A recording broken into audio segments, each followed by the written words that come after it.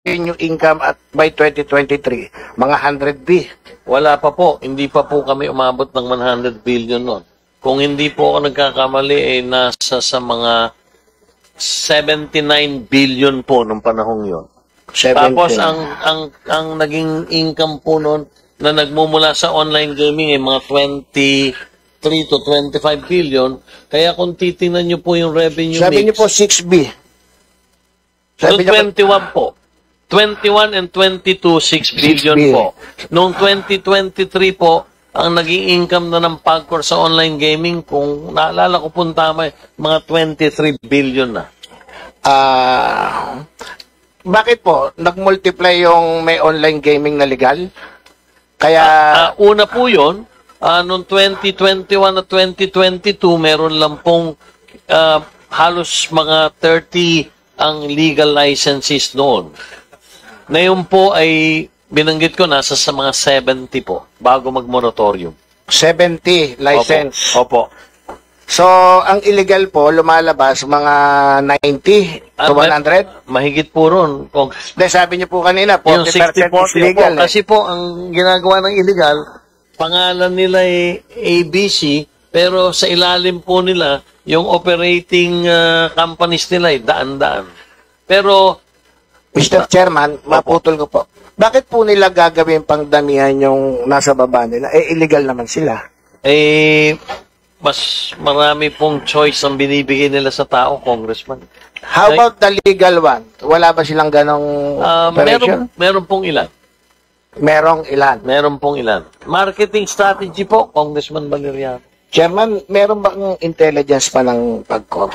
Wala. Meron po, pero hindi po namin hindi po kami gumagamit ng intelligence. Gumamit lang po kami nung kasagsagan nung inahabol namin yung mga pogo. Pero since 2023 po, hindi na po kami gumamit. So, saan po nang gagaling yung data nyo na 60% of the operator are illegal in regards to online gaming? Meron po, Congressman Valeriano, na pwede naming i-share sa committee kaming mga report na nare-research online. So, pakiparnis na lang po kami ng copy na yan. We will furnish. Napakadami pong magagandang report na mababasa ko. And that report came from third party po. PMP, ganun po ba? Hindi po. Ito po yung mga report na nagmumula sa mga big research companies na third party. We are also furnishing, in fact, some of our law enforcement agencies doon sa nakukuha namin mga... At yung mga nagre-research po yun, promo, ano yun, kumbaga walang bayad. Wala po. Sinashare sa inyo information? Yes, sir. Yes, Congressman. Okay. We will share the committee with the report so you can have a copy and maybe you can pass it around and you can read. Doon po makikita ninyo yung illegal sa buong mundo. Napakadami po.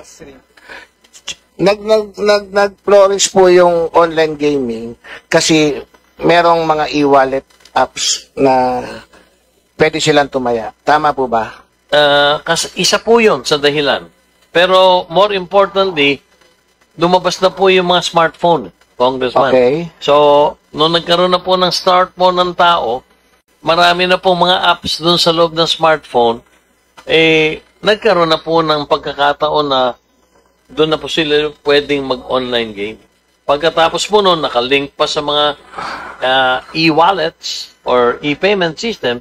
I mean, sa online gaming po, di ba, tataya sila through e-wallet? Opo, pero kailangan po, may app kayo nung operator. Tapos, yung pagbabayad nyo po, at yung pagkukolekta ninyo sa kanila is through the e-wallets po. Yeah. Nabanggit nyo po doon kasi kanina, parang ang hirap i-monitor ng legal and illegal. Opo. In your experience, Chairman, meron na ba tayong nahuling illegal yung mga enforcement agency natin? Tulad po ng nabanggit ko sa inyo kanina, sa 12, himigit kumulang ng 12,000 mga illegal sites na nai-report namin sa law enforcement agencies natin, 8,000 na po yung naisara ng mga law enforcement agencies natin.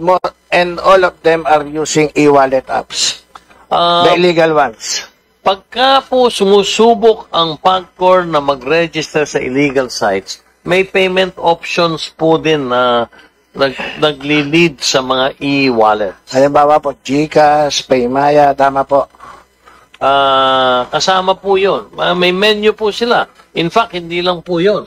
Marami pong listahan sila. Pati crypto, pati USDT, kung ano-ano po. Hindi lang po yung mga payment apps na tayo ay familiar with. So, is it safe to say, Chairman, na kaya tayo nahihirapan sa enforcement because of the cooperation ng mga e-wallet apps with the illegal online gaming? Hindi ko po pwedeng sagutin ng yes sapagkat kuminsan po meron technology, dinulusutan po nila yung e-wallets. Gumagamit po sila nung mule merchants. Hindi po lumalabas na Again, mule, M-U-L-E, merchant. So, wala ka pang intelligence pa na ginagamit niya, Chairman, pero talagang welfare yung pagkakaala. Yung mule merchants po, kasi nakikipag-ugnayan din po kami sa mga payment apps. Payment apps na yan. Alam niyo po, ang ginagawa ng mga illegal, hindi po lumalabas na ikaw ay nakapagsusugal. Ikaw ay bumibili sa isang merchant. Pero ang totoo, yung pagbili mo na yon ay hindi para sa goods, kung hindi para ikaw ay makapagsugal. Kaya doon sa katanungan nyo kanina, hindi ko po pwedeng ibaling ang sisi dito sa ating mga payment apps na yan. Dahil nagagamit din ng illegal yung mga tinatawag na mule merchant accounts na yon. So, kung i-restrict pala natin yung mga e-wallet apps na yan, mas madaling kontrolin yung illegal ones. Maaari pong mabawasan, pero sabi ko nga ang advancement sa teknolohiya sobrang bilis na nakakahanap po ng paraan itong mga illegal na to na makalusot doon sa mga payment apps na yan. Last na, Chairman, pag tinotal ba natin yung online gaming, ibig sabihin, lahat ng pumapasok sa e-wallet apps is illegal.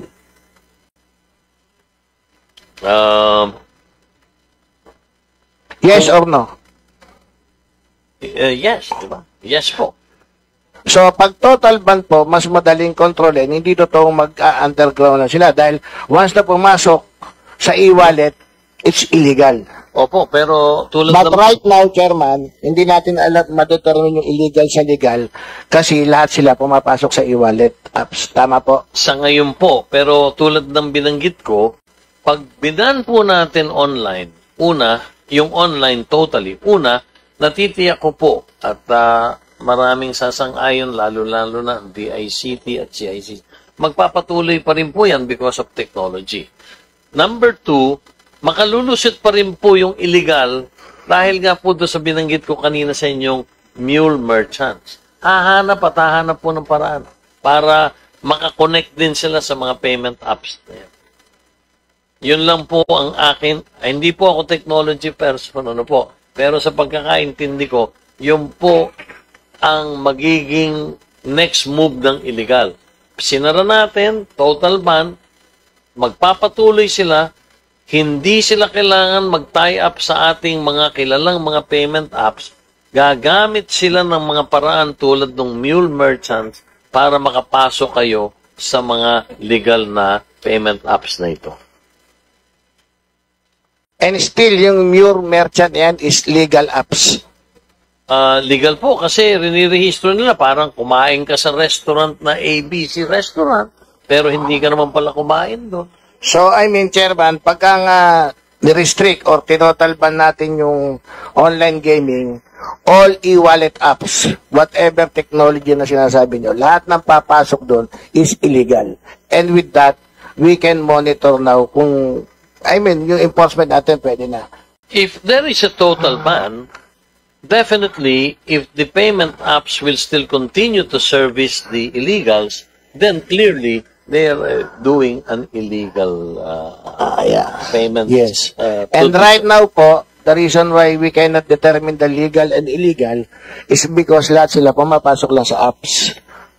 The legal one and the illegal, nakakakolekta, nakakataya. Not like pag total ban, lahat ng papasok sa apps is illegal. Sabi ko po, yes. Pero sabi ko nga po rin, ang kasunod doon sa sagot ko, gagawa ng paraan yan through what I was calling earlier as mule merchants. Isa na lang, Chairman. Paano nyo po nasabi kanina na almost all the illegal apps nasa abroad na? Indonesia and the likes. Natatrack po na ng DICT at saka ng CICC at ng NTC nagmumula po sa ibang bansa. Natatrack po nila. Nakikita po. At ano po ang ginagawa ng DICT, CICC? Hindi ko naman po sa pinapangunahan sila, pero binablock din po nila yun. Pero marami na pong advances in technology, yung tinatawag ng mga VPN. Hindi mo na po nakikita kung sino talaga yung operations nila na nagmumula sa abroad. Virtual private network po yata yun. Definitely, binablock po nila. Pero kahit papano po nakalulusot pa rin yung mga illegal na yan. Sige po. Magsa-second round na lang ako siguro, Madam Chair. Thank you, Chairman. Salamat din po, Congressman Valeriano. Thank you very much, Representative Valeriano. Chair, if we may request lang po, as a supplement to the interpellation of Representative Valeriano, kung pwede po kami humingi ng 2 time series data from PAGCOR. First po would be a time series in terms of the income. So, dati po kasi, di ba, natatlakay niyo po kanina na nagkaroon ng conversion. So, dati, kung malaki yung income contributions ng Pogo and Isabong dati, kahit nawala ngayon, na-convert naman, parang na-offset noong income from online gaming operations. Yun po ang naganap. Opo. So, kung pwede po kami humingi ng time series data. Meron po kasi sa slide 6 noong presentation kanina, pero ang coverage lang po kasi mula lang 2024. So, kung pwede po namin hingiin yung time series data from 2020 to 2024 para 5 years po, plus yung first 6 months po of 2025. Hanggang first 7 months po. Okay, yes po. So, babalikan po namin, magsasubmit po kami sa committee ninyo mula po nung year 2020 Apo. hanggang July 31, 2025. Yes po. And then, i-breakdown po namin kung saan nagmula yung income from land-based operators, from Isabong, from Pogo, and from then Pigo. Kasi yung ulitin ko po, hindi po sa akin panahon nag-umpisa ang paglilisensya ng online gaming. Sa nakarang administrasyon po, may lisensya na po ang online gaming. Opo. Kaya maganda po yun, Chair, para makita din po natin kung na dati pa meron ng operasyon yung online gaming operations, pero siguro mas maliit pa yung contribution niya noong mga panahon na yon, noong nakarang administrasyon. So maganda din po yun na makita natin yung sources of income, yung income sources in terms of breakdown. We will submit that on Monday. Holiday pala. Sa Tuesday po, sasabit namin sa inyo. Thank you, Chair. Yung second request po, kung pwede rin po natin mahingi, under, also in slide 6, meron po kasing contributions to nation building. So, similarly po, kung pwede po namin hingiin yung time series data on that for the last 5 years plus the 7 months of 2025 para maibangga lang po natin. Opo, we will do that, Chairperson. Thank you very much po, Chair. Thank you po. Well, before we move to the next interpellator po, Chair, would like to request COMSEC to please acknowledge the additional members who are present here today. Thank you, Madam Chair. May we acknowledge the following members.